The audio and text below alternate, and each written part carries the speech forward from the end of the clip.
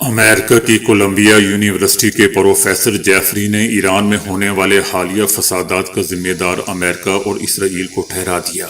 Professor Jeffrey کا کہنا تھا کہ ایران میں ایک غیر معمولی پرتشدد اور فساد کھیل جاری ہے۔ ان کا کہنا تھا کہ خریدا ہوا اور جانبدار مین سٹریم امریکی میڈیا کا کہنا ہے کہ ایرانی حکومت نے معیشت پر کنٹرول کھو دیا ہے، لیکن یہی خریدا ہوا اور جانبدار میڈیا یہ نہیں بتاتا کہ دراصل ایرانی معیشت کو تباہ کرنے والا ہی امریکہ ہے۔ پروفیسر صاحب کا کہنا تھا کہ ہمیشہ کی طرح عوام سے جھوٹ بولا جاتا ہے کہ ایرانی حکومت اپنی عوام پر ظلم کر رہی ہے۔ معروف امریکی پروفیسر کا مزید کہنا تھا کہ امریکہ اور اسرائیل کا اصل مقصد یہ ہے کہ ایرانی عوام کی زندگی کو جتنا ممکن ہو سکے بدترین بنایا جائے اور ہدف ایران میں رجیم چینج کرنا ہے۔ انٹرنیشنل میڈیا کے تجزیہ کاروں نے پروفیسر جیفری کو سراہتے ہوئے کہا ہے کہ ایران کے بارے میں مغربی میڈیا اتنا کمزور ہو چکا ہے بلکہ جعلی اور خریدا ہوا ہے کہ وہ سچ بتانے سے انکار کر رہا ہے۔ صدر ٹرمپ کی جانب سے یہ تصدیق کیے جانے کے بعد کہ انہوں نے فی الحال ایران پر حملہ کرنے کا ارادہ مؤخر کر دیا ہے، دونوں ممالک کے درمیان دوستوں کشیدگی کی شدت میں نسبتاً کمی آئی ہے۔ تاہم امریکی خصوصی ایلچی اور ایرانی وزیر خارجہ عباس عراقچی کے درمیان رابطے کے باوجود تناؤ بدستور برقرار ہے۔ وائٹ ہاؤس کا بھی کہنا ہے کہ صدر ٹرمپ نے ایران کے حوالے سے اپنے تمام آپشنوں کو کھلا رکھا ہوا ہے اور حتمی طور پر کیا فیصلہ ہوگا یہ خود صدر ٹرمپ کے سوا کوئی نہیں جانتا۔ وائٹ ہاؤس کا کہنا ہے کہ صدر ٹرمپ وہ فیصلہ کریں گے جو امریکہ اور دنیا کے مفاد میں ہوں گے، جیسا کہ ہفتے کے روز امریکی اخبار وال اسٹریٹ جرنل نے بھی اپنی رپورٹ میں بتایا تھا۔ دوستو، میرے خیال سے وائٹ ہاؤس الٹ کہہ رہا ہے، بلکہ اسے یہ کہنا ہوگا کہ ٹرمپ وہ فیصلہ کریں گے جو امریکہ اور دنیا کی تباہی کا مرکز ہوگا۔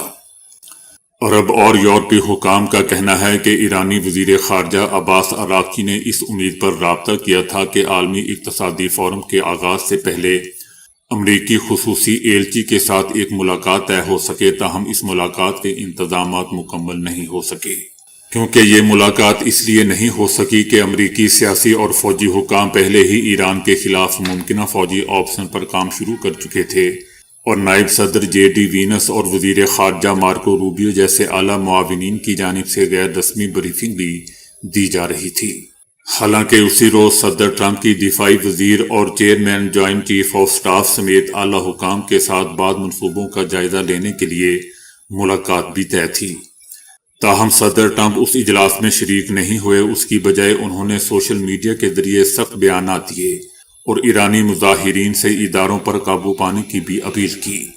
بعد میں دوستو، بدھ، جمعرات اور جمعے کو صدر ٹرمپ نے اپنے لہجے میں کچھ نرمی کی۔ جمعے کے روز انہوں نے ایرانی حکومت کا شکریہ ادا کیا۔ انہوں نے سزائے موت کا عمل روک دیا، جس کے بارے میں ان کا کہنا تھا کہ اس کی تعداد 800 تک پہنچ چکی تھی۔ انہوں نے اپنے پلیٹ فارم ٹروتھ سوشل پر لکھا کہ میں ایرانی قیادت کی جانب سے تمام مجوزہ سزائے موت کے فیصلے منسوخ کیے جانے پر ان کو سراہتا ہوں۔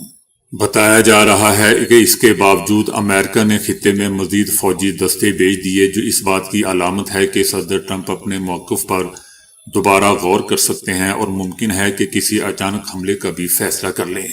کیونکہ دوستو، صدر ٹرمپ کے دماغ کا کسی کو کچھ نہیں پتا ہوتا، حتیٰ کہ ڈاکٹرز کو بھی نہیں۔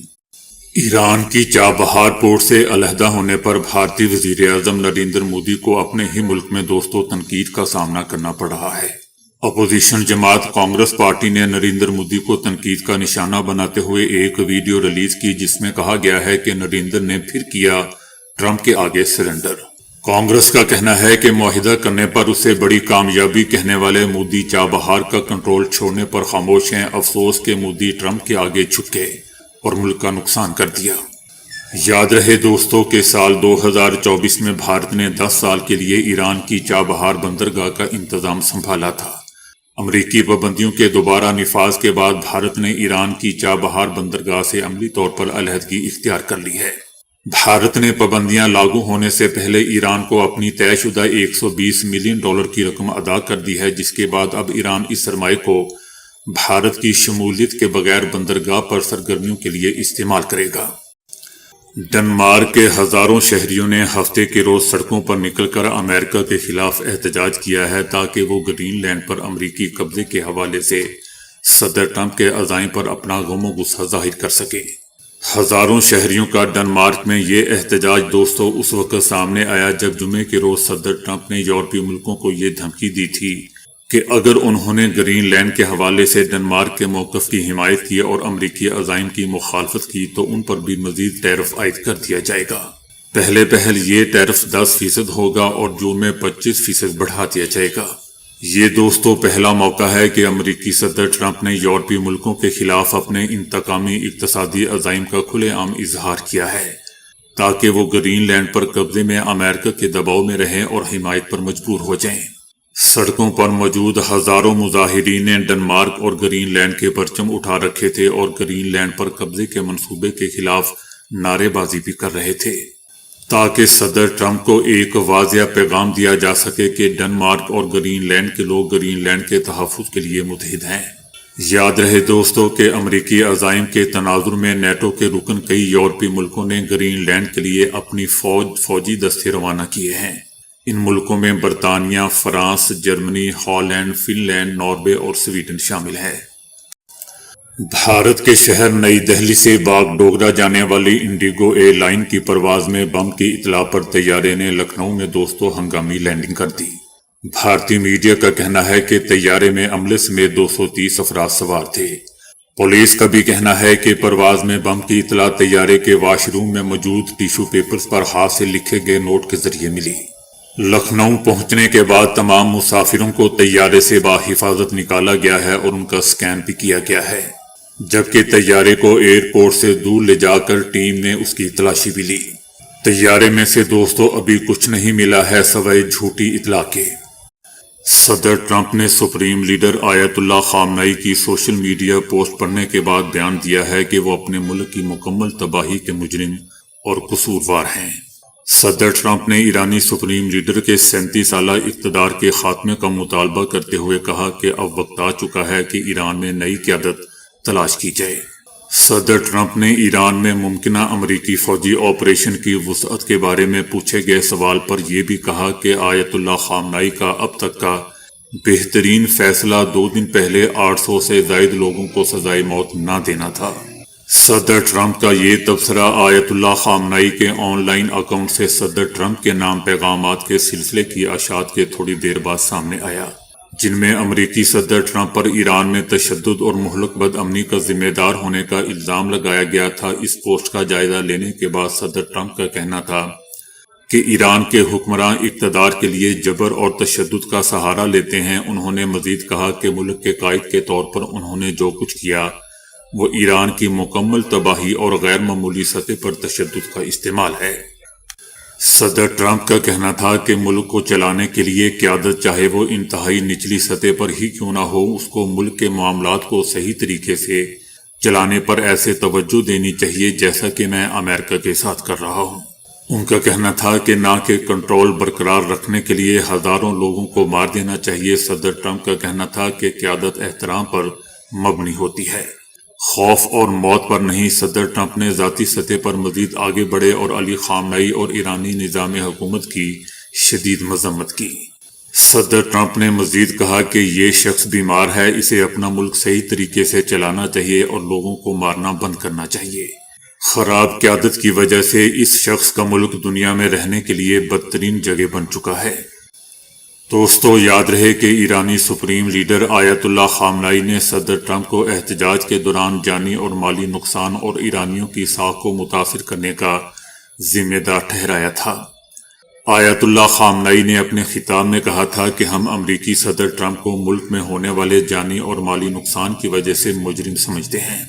سپریم لیڈر کا کہنا تھا کہ ایران کے خلاف حالیہ اشتعال انگیزی مختلف تھی کیونکہ امریکی صدر اس میں ذاتی طور پر ملوث تھا۔ ان کا کہنا تھا کہ ملک میں حالیہ فتنے کے پیچھے ٹرمپ کا ہاتھ ہے۔ اسرائیل اور امریکہ سے وابستہ ان لوگوں نے احتجاج کے دوران بھاری نقصان پہنچایا اور ہزاروں افراد کو مار دیا۔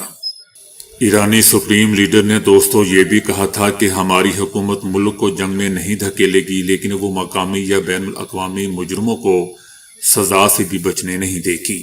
ان کا کہنا تھا کہ جہاں تک معاشی صورتحال کا تعلق ہے، اعتراف کرتا ہوں کہ یہ خراب ہے اور شہری حقیقی مشکلات کا سامنا کر رہے ہیں۔ سپریم لیڈر آیت اللہ خامنائی نے صدر ٹرمپ کو ظالم قرار دیتے ہوئے کہا کہ وہ بھی اسی طرح گریں گے جیسے فرعون گرا تھا۔ دوستو، سپریم لیڈر آیت اللہ خامنائی کا یہ بیان اس وقت سامنے آیا جب امریکی صدر نے گزشتہ چند دنوں میں کئی بار ایران کے خلاف فوجی آپشن استعمال کرنے کا اشارہ دیا تھا اور خطے کی طرف طیارہ بردار بحری جہاز اور جنگی بیڑے روانہ کر دیے تھے۔ تاہم صدر ٹرمپ کے بیانات کی شدت میں اس وقت کمی آئی تھی جب ٹرمپ نے جمعے کو ایرانی قیادت کا اس بات پر شکریہ ادا کیا تھا کہ انہوں نے مظاہرین کی سزائے موت روک دی ہے۔ شامی ڈیموکریٹک فورسز یعنی SDF کے انخلاء کے ساتھ ہی شامی فوج نے اعلان کیا ہے کہ اس کی فورسز قصبہ دیر حافظ سے شروع کرتے ہوئے دریائے فرات کے مغربی علاقے میں داخل ہو چکی ہے۔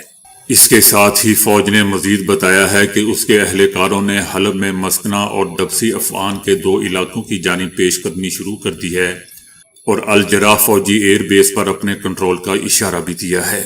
بتایا جا رہا ہے کہ شامی ڈیموکریٹک فورسز کے سینکڑوں اہلکاروں نے خود کو فوج کے حوالے کر دیا ہے۔ شامی فوج نے دوستو اس سے پہلے شہریوں سے مطالبہ کیا تھا کہ وہ قصبہ دیر حافظ میں اس وقت تک داخل نہ ہوں جب تک اسے محفوظ بنانے اور وہاں سے بارودی سرنگوں اور جنگی باقیات کو ہٹانے کا کام مکمل نہ ہو جائے۔ یاد رہے دوستو کہ حلب شہر میں گزشتہ ہفتے شامی فوج اور SDF یعنی شامی ڈیموکریٹک فورسز کے درمیان شدید جھڑپیں ہوئی تھی جو درجنوں کی ہلاکت اور ہزاروں کی بے گھری کے باعث بنی۔ ان جھڑپوں کا خاتمہ کرد فورسز کے شیخ مقصود الاشرفیہ اور بنی زید کے محلوں سے نکلنے کے معاہدے پر ہوا تھا۔ اسرائیلی وزیر اعظم نیتن یاہو نے کہا ہے کہ پیس کانفرنس سے وابستہ غزہ کے لیے خصوصی ایگزیکٹو کمیٹی کی تشکیل کا اعلان اسرائیل کے ساتھ کسی ہم آہنگی کے بغیر کیا گیا ہے۔ انہوں نے اسے اسرائیل کی پالیسی کے خلاف اقدام قرار دیا۔ نیتن یاہو نے وزیر خارجہ کو ہدایت دی ہے کہ وہ اس معاملے پر بات چیت کے لیے امریکی وزیر خارجہ سے رابطہ کریں۔ دوسری طرف انٹرنیشنل میڈیا کا بھی کہنا ہے کہ اسرائیل غزہ کی ایگزیکٹو کمیٹی کی تشکیل سے باخبر تھا۔ اس کمیٹی کی تشکیل فلسطینی عوام کے لیے شہر کی حیثیت رکھتی ہے اور قومی خواب کی تکمیل کے لیے غزہ اور مغربی کنارے کے درمیان ایک بنیادی کڑی ہے۔ یہ کمیٹی 15 پیشہ ور تکنیکی اور معتدل فلسطینی شخصیات پر مشتمل ہے اور یہ بھی کہا جا رہا ہے کہ یہ شخصیات سیاسی گروہ بندیوں سے دور رہ کر پٹی کے اندر ترقیاتی، امدادی اور انسانی کاموں کا طویل تجربہ رکھتی ہے۔ دوستو، یہ بھی بتایا جا رہا ہے کہ یہ کمیٹی مکمل طور پر غزہ کی تعمیر نو کے اس مصری منصوبے کے تحت کام کرے گی جس کی عرب لیگ، اسلامی ممالک اور یورپی یونین نے حمایت کی تھی۔ دوستو، یاد رہے کہ امریکہ آنے والے دنوں میں امن کونسل کی تشکیل کا اعلان کرنے کا ارادہ رکھتا ہے جس کا اعلان امریکی صدر ٹرمپ نے غزہ میں جنگ بندی معاہدے پر عمل درآمد کی نگرانی اور تعمیر نو کی کوششوں کی حمایت کے لیے کیا تھا۔ اس سے پہلے بین الاقوامی حمایت حاصل کرنے میں درپیش رکاوٹوں کی وجہ سے اس اعلان میں تاخیر ہوئی تھی۔ یہ بھی یاد رہے کہ جنگ بندی معاہدے کو اب بھی چیلنج کا سامنا ہے کیونکہ حماس اور اسرائیل ایک دوسرے پر دوستوں خلاف ورزی کے الزامات لگا رہے ہیں۔ 10 اکتوبر کو اس کے نفاذ کے بعد سے اموات اور زخمی ہونے کا سلسلہ ابھی تک جاری ہے۔ امریکہ کا کہنا ہے کہ ایران کے ساتھ کاروبار کرنے والا کوئی بھی ملک، چاہے وہ چائنا ہی کیوں نہ ہو، امریکہ کے ساتھ ہونے والے ہر قسم کے کاروبار پر 25% ٹیرف ادا کرے گا۔ بعد میں صدر ٹرمپ نے خبردار کیا کہ اگر ایران مظاہرین کو جان سے مار دیتا ہے تو یہ انتہائی سخت اقدام کیے جائیں گے۔ چائنا دوستو ایرانی تیل کا سب سے بڑا خریدار ہے۔ گزشتہ سال چائنا نے ایران کی خام تیل کی برآمدات کا تقریباً 80% وصول کیا تھا۔ پابندیوں کے باوجود تیل کی ترسیل جاری رکھنے کے لیے ایران ایک پیچیدہ شیڈو فلیٹ نیٹ ورک پر انحصار کرتا ہے جس میں دوستو ایک جہاز سے دوسرے جہاز میں منتقلی شامل ہوتی ہے جو اکثر جنوب مشرقی ایشیا یا خلیج عرب کے پانیوں میں ہوتی ہے۔ اس میں بھی تیل کے کارگو کو دوسرے ممالک مثلا ملیشیا یا متحدہ عرب سے آیا ہوا ظاہر کیا جاتا ہے۔ چائنا نے دوستو گزشتہ سال ایران سے 1 کروڑ 95 لاکھ بیرل تیل وصول کیا تھا۔ اس طرح کے شیڈو ٹریڈ سے ایرانی حکومت کے لیے غیر رپورٹ شدہ آمدن میں سالانہ $43 بلین کے جمع ہونے کا تخمینہ ہے۔ ایرانی معیشت کے لیے دوستو یہ آمدن زندگی کی ڈور کی حیثیت رکھتی ہے جو پابندیوں، دائمی مہنگائی اور تیزی سے گرتی ہوئی کرنسی کے دباؤ میں ایک تنہا نظام حکومت کو سہارا دیتی ہے۔ تیل کے علاوہ ایران نے 2024 میں دنیا بھر کو 12.9 ارب ڈالر کی اشیاء برآمد کی، جن میں سے غیر تیل برآمدات کا 1/3 سے زیادہ حصہ چائنا کو گیا تھا۔ اسی عرصے میں ایران کی کل درآمدات کا تقریباً 40% یعنی 8.95 ارب ڈالر بھی چائنا سے آیا تھا، جو دونوں ممالک کے گہرے معاشی تعلقات کو بھی ظاہر کرتا ہے۔ ایران کے دیگر بڑے تجارتی شراکت دار جو نئے 25% ٹیرف سے متاثر ہو سکتے ہیں، اس میں ترکی جو ایران کی غیر تیل برآمدات کا تقریباً 1/4 وصول کرتا ہے، بھارت، متحدہ عرب امارات اور پاکستان بھی شامل ہے۔ ان چاروں ممالک کے ادارے ایران کی پابندی زدہ تیل تجارت میں سہولت کار کا کردار بھی ادا کرتے ہیں۔ تاہم یہ ٹیرف ان تمام ممالک کے لیے بڑے خطرات پیدا کر سکتا ہے۔ یہ 10% نیا ٹیکس امریکہ اور چائنا کے درمیان اکتوبر میں طے پانے والی نازک تجارتی جنگ بندی کو بھی سبوتاژ کر سکتا ہے، جس کے تحت دونوں طاقتوں نے مکمل تجارتی جنگ سے پیچھے ہٹتے ہوئے نئے ٹیرف میں اضافے کو روکنے کا فیصلہ کیا تھا۔ صدر ٹرمپ کا یہ قدم چائنا کی جانب سے سخت جوابی کارروائی کو بھی جنم دے سکتا ہے، کیونکہ چائنا ان چند ممالک میں ایک تھا جس نے گزشتہ سال امریکی درآمدات پر ویسا ہی ٹیکس عائد کرتے ہوئے امریکہ پر ٹیکس عائد کر دیا تھا۔ تجزیہ کاروں نے بھی خبردار کیا ہے کہ یہ نیا ٹیرف عالمی سپلائی چینز اور تیل کی منڈیوں میں خلل ڈال سکتا ہے۔ اس خبر کے فوری بعد تیل کی قیمتوں میں بھی اضافہ دیکھا گیا تھا۔ ابھی یہ بات واضح نہیں ہے کہ امریکہ نئے ٹیرف سے چائنا کو مستثنی قرار دے گا یا نہیں، تاہم چائنا کے لیے کسی قسم کی رعایت دینا ٹیرف کے اعلان کردہ مقصد کو کمزور کر دے گا، کیونکہ سب سے زیادہ تیل تو چائنا ایران سے خرید رہا ہے۔ تاہم تجزیہ کاروں کا کہنا ہے کہ ٹیرف کا سختی سے نفاذ ایسے وقت میں چائنا کے ساتھ بڑے تصادم کا خطرہ پیدا کر سکتا ہے، جب امریکہ کے تجارتی مذاکرات پہلے ہی نازک مرحلے میں ہیں۔ چائنا نہ صرف نایاب معدنیات پر اپنی بالادستی کے علاوہ جو برقی گاڑیوں اور جدید ٹیکنالوجی کی تیاری کے لیے ناگزیر ہے، چائنا اہم صنعتی پرزہ جات کی سپلائی چینز پر بھی کنٹرول رکھتا ہے۔